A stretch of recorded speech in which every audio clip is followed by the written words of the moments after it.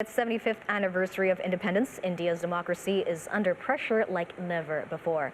While opposition statement resonated amid growing sentiment that India's democracy is in retreat and its democratic foundations are floundering. According to experts and critics, trust in the judiciary as a check on executive power is eroding. Assaults on the press and free speech have grown brazen. Reporters Without Borders say Indian journalists who are too critical of the government are subjected to all-out harassment and attack campaigns. Now the country fell 8 places to 150 out of 180 countries in this year's Press Freedom Index.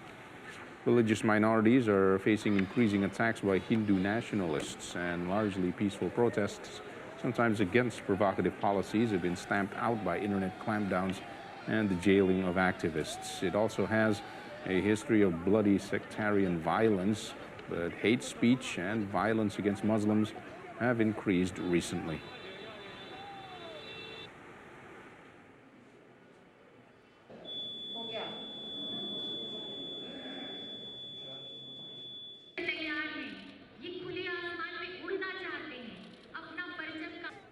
Former Sri Lankan President Gotabaya Rajapaksa arrived in Thailand Thursday night on a flight from Singapore, where he had been staying since mid-July. Thai television stations showing Rajapaksa and a woman believed to be his wife outside the VIP hall at Bangkok's Don Mueang airport, being led to a limousine, which then drove off to an undisclosed destination.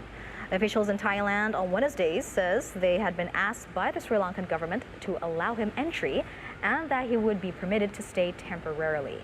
Thai Prime Minister Rajapaksa says he was aware of Rajapaksa's intended visit and that it was allowed for humanitarian reasons because the former president was seeking asylum in a third country.